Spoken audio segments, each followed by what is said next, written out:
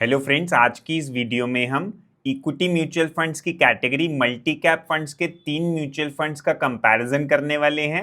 वो तीन mutual funds हैं Kotak multi cap fund, ICICI Prudential multi cap fund और Nippon India multi cap fund. दोस्तों, पहले समझ लेते हैं कि ये मल्टी कैप म्यूचुअल फंड्स होते कौन से हैं। इनमें 25% पैसा आपका लार्ज कैप स्टॉक्स यानी टॉप 100 कंपनीज में लगता है, 25% पैसा मिड कैप स्टॉक्स यानी नेक्स्ट 150 कंपनीज में लगता है और 25% पैसा स्मॉल कैप कंपनीज में लगाया जाता है, यानी पहली 250 कंपनीज को छोड़ के जो बाकी कंपनीज होती हैं वो होती हैं स्मॉल कैप कंपनीज। और बाकी का 25% पैसा फंड मैनेजर अपना देखता है कि कहाँ पे उसको एलोकेट करना है जिससे वो ज़्यादा से ज़्यादा रिटर्न बना के दे सके। तो दोस्तों, वीडियो शुरू करने से पहले अपना इंट्रोडक्शन मैं दे देता हूँ। मैं हूँ पुनीत नागपाल, एक सर्टिफाइड फाइनेंशियल प्लानर। अगर आप हमारे चैनल पे नए हैं तो इसे सब्सक्राइब जरूर कर लीजिएगा। तो चलिए वीडियो को शुरू करते हैं। तो फ्रेंड्स, सबसे पहले हम तीनों ही फंड्स के बेसिक डिटेल्स को कंपेयर कर लेते हैं।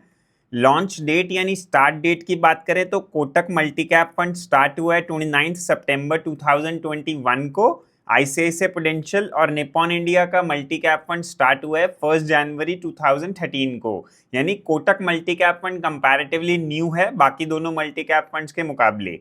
एनएवी की बात करें एज ऑन 22 अगस्त 2025 तो कोटक मल्टी कैप फंड की एनएवी है 20.06, आईसीआईसीआई की एनएवी है 887.27 और Nippon India multi cap fund की एनएवी यानी प्राइस पर यूनिट है 331.31।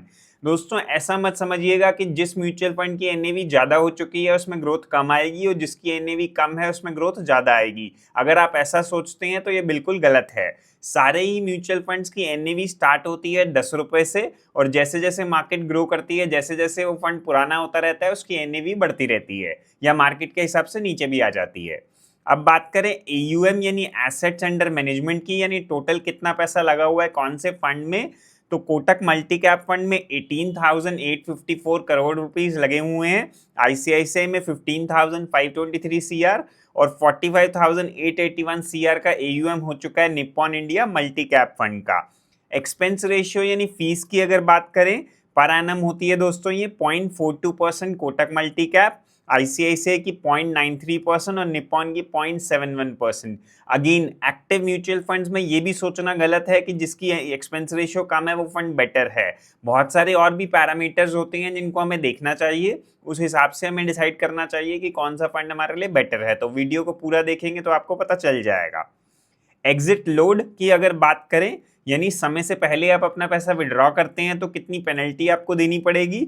अगर आप कोटक मल्टी कैप फंड में 1 साल से पहले अपना पैसा निकालते हैं तो 10% तक यूनिट अगर आप निकालेंगे तो उस पर कोई एग्जिट लोड नहीं है। उससे ऊपर अगर आप पैसा निकालेंगे तो 1% की पेनल्टी आपको देनी पड़ेगी। फॉर एग्जाम्पल, आपने 1 लाख रुपीज लमसम इन्वेस्ट किया, आप 10,000 विड्रॉ करेंगे, कोई पेनल्टी नहीं है। अगर आप उससे ऊपर अमाउंट 90,000 वो भी विड्रॉ कर लेंगे तो 900 रुपए की पेनल्टी यानी 1% का एग्जिट लोड आपको देना पड़ेगा।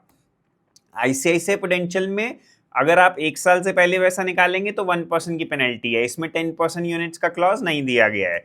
निप्पॉन इंडिया में भी 10% यूनिट्स पर कोई पेनल्टी नहीं है, उससे ऊपर अगर आप निकालते हैं तो 1% की एग्जिट लोड आपको देना पड़ेगा।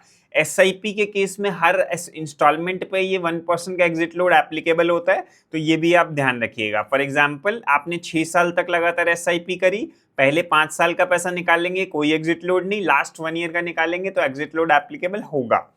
अब बात करते हैं मिनिमम इन्वेस्टमेंट की लमसम में, तो 100 रुपये से आप कर सकते हैं कोटक मल्टी कैप में, आईसीआईसीआई में 5,000 से और निप्पॉन में 100 रुपये से। एसआईपी की बात करें तो 100 रुपये से तीनों ही फंड्स में आप एसआईपी यानी मंथली इन्वेस्टमेंट कर सकते हैं। एसआईपी की फुल फॉर्म होती है सिस्टमैटिक इन्वेस्टमेंट प्लान। कई लोग समझते हैं कि एसआईपी अलग होता है, म्यूचुअल फंड्स अलग होता है। दोस्तों, ऐसा कुछ नहीं है। म्यूचुअल फंड्स में ही मंथली इन्वेस्टमेंट करने को या धीरे धीरे इन्वेस्टमेंट करने को एसआईपी कहा जाता है। अब बात कर लेते हैं तीनों ही फंड्स की परफॉर्मेंस की और कंपेयर करेंगे बेंचमार्क से। बेंचमार्क है निफ्टी 500 इंडेक्स 50:25:25। अब अगर बात करें लास्ट 1 ईयर के रिटर्न्स की तो कोटक मल्टी कैप में -0.81% के रिटर्न्स हैं, आईसीआईसीआई में 0.33% और निप्पॉन इंडिया में 3.06%, बेंचमार्क में -0.56%। तो दोस्तों, पिछले 1 साल में मार्केट जहां थी लगभग वहीं पे है, थोड़ा सा नीचे ही है, इसलिए रिटर्न्स भी आपको ज़्यादा नहीं दिख रहे हैं किसी भी फंड में और बेंचमार्क में भी रिटर्न्स नहीं है।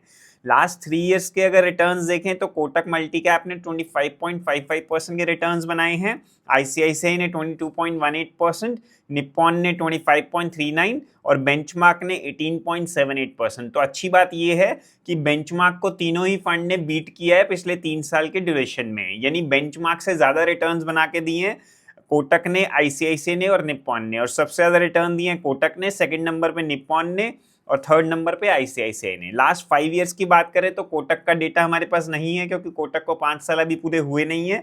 आईसीआईसीआई में 24.7% पर एनम के रिटर्न्स हैं, निप्पॉन में 30% के रिटर्न्स हैं, बेंचमार्क में 23.85% के रिटर्न्स हैं। अगेन दोनों ही फंड्स अपने बेंचमार्क को बीट कर रहे हैं। लास्ट 5 साल का डेटा अगर आप देखें, 10 साल का डेटा आप देख लेते हैं, कोटक का तो है नहीं, आईसीआईसीआई में 15.31% के रिटर्न्स हैं और Nippon India multi cap fund में भी 15.56% के रिटर्न्स हैं, लगभग बराबर ही रिटर्न्स हैं दोनों फंड में, और बेंचमार्क में भी 15.1% के रिटर्न्स हैं।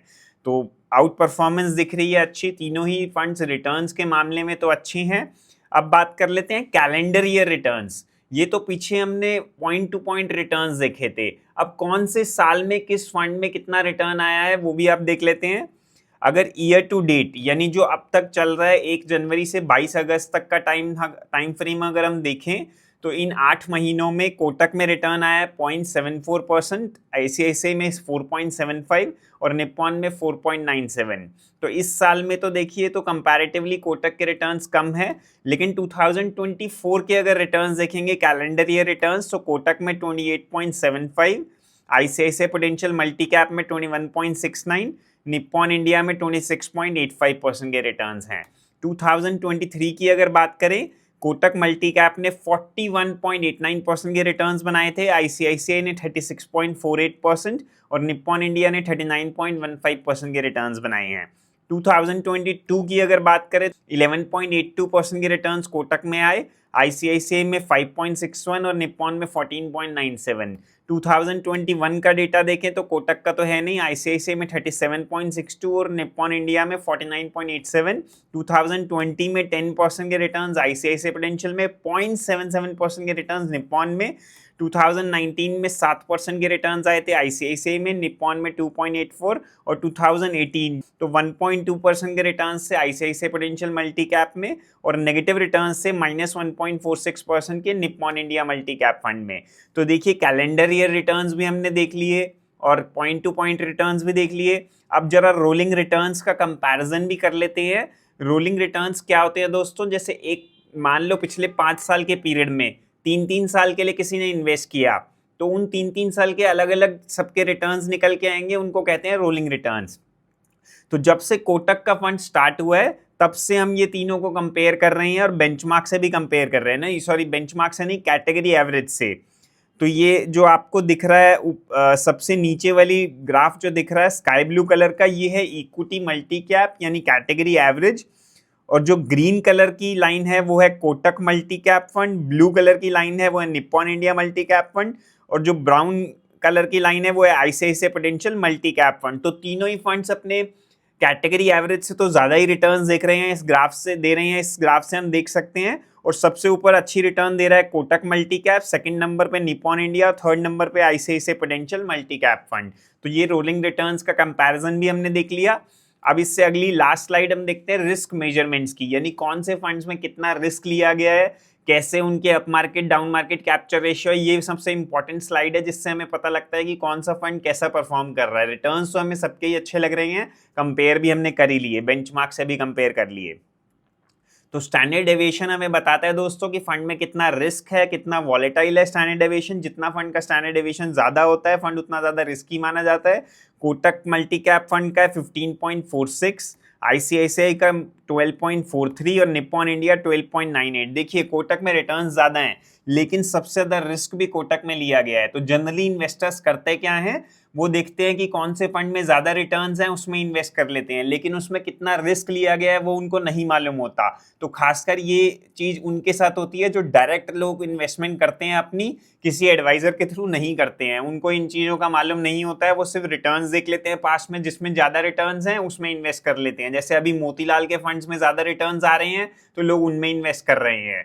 तो ये गलती आप मत करिएगा, क्योंकि आप हमारी वीडियो देखते हो तो आप पूरी अगर एनालिसिस वाली वीडियो देखेंगे तो आपको अच्छी समझ आ जाएगा कि कौन से फंड में इन्वेस्ट करना चाहिए, कौन से में नहीं करना चाहिए। शार्प रेशियो हमें बताता है दोस्तों कि रिस्क फ्री एसेट्स के मुकाबले फंड कितना ज्यादा रिटर्न दे रहा है। रिस्क फ्री एसेट्स होते हैं गवर्नमेंट सिक्योरिटीज, एफडी एक्सेट्रा। तो जितना ज्यादा शार्प रेशियो उतना बढ़िया रहता है। कोटक का है 1.16, आईसीआईसीआई का 1.19, कोटक से बेटर निप्पॉन का 1.34। तो शार्प रेशियो के मामले में सबसे बढ़िया है Nippon India multi cap fund. Alpha हमें बताता है कि बेंचमार्क के मुकाबले कितना ज्यादा रिटर्न आ रहा है। अगेन अल्फा जितना ज्यादा हो उतना बढ़िया रहता है। कोटक का है 6.81, अच्छा है। आईसीआईसीआई का भी अच्छा है 5.77, निप्पॉन इंडिया का सबसे अच्छा है 8.68। तो अभी तक की पिक्चर हमें साफ बता रही है कि निप्पॉन इंडिया में रिस्क भी कम लिया गया है और उसका शार्प रेशियो और अल्फा भी काफी अच्छा है। और अब बात करें अगर अप मार्केट कैप्चर रेशियो की, जिससे हमें पता लगता है कि अगर बेंचमार्क 100 पॉइंट बढ़ रहा है तो आप यानी इंडेक्स 100 पॉइंट बढ़ रहा है और आपका फंड कितना बढ़ा के दे रहा है, 100 से बढ़ा के दे रहा है या उससे ज्यादा बढ़ा के दे रहा है, तो उसे अप मार्केट कैप्चर रेशियो कहते हैं। अगर 100 से ज्यादा होती है तो अच्छी मानी जाती है। कोटक की है 123, आईसीआईसीआई की है 102 और निप्पॉन इंडिया की है 108। तीनों का अप मार्केट कैप्चर रेशियो काफी अच्छा है। सबसे बढ़िया है कोटक का, सेकंड नंबर पे निप्पॉन का, थर्ड नंबर पे आईसीआईसीआई का। डाउन मार्केट कैप्चर रेशियो इसका उल्टा होता है, 100 से नीचे जितना हो, जितना ज्यादा नीचे हो उतना बढ़िया रहता है। और 93 है कोटक का, आईसीआईसीआई का 68 है, 61 है निप्पॉन इंडिया का। तो दोस्तों ये था comparison Kotak multi cap fund, ICICI Prudential multi cap fund और Nippon India multi cap fund. हालांकि तीनों ही फंड्स हमें दिख रहे हैं कि तीनों ही फंड्स अच्छे हैं, अपने बेंचमार्क को आउट परफॉर्म कर रहे हैं। रिस्क मेजरमेंट्स भी तीनों ही फंड्स के अच्छे हैं। कोई भी फंड को यहाँ पे खराब मैं करार नहीं करूंगा, लेकिन अल्टीमेट डिसीजन आपका है कि कौन से में इन्वेस्ट करना है। अगर आप एक एग्रेसिव इन्वेस्टर हैं तो कोटक मल्टी कैप फंड के साथ भी जा सकते हैं। कोटक मल्टी कैप फंड के रिस्क मेजरमेंट्स हमें बता रहे हैं कि वो फंड थोड़ा एग्रेसिव है, लेकिन उसका अप मार्केट कैप्चर रेशियो भी काफी अच्छा है। लेकिन अगर आप चाहते हैं कि थोड़ा कम रिस्क लेकर इन्वेस्ट करा जाए और ठीक ठाक स्टेबल रिटर्न्स आपको मिले, तो Nippon India multi cap fund भी एक अच्छी चॉइस हो सकती है। तो अल्टीमेट डिसीजन आपका है, ये कभी कोई रिकमेंडेशन हम आपके लिए नहीं दे रहे हैं। तो दोस्तों आज की वीडियो यहीं तक थी। अगर आपको अच्छी लगी हो तो इसे लाइक करना, अपने फ्रेंड्स एंड फैमिली के साथ शेयर करना, मुझे कमेंट सेक्शन में भी ज़रूर बताना। मिलते हैं अगली वीडियो में, तब तक के लिए अपना ध्यान रखिए, खुश रहिए। Thank you so much for watching.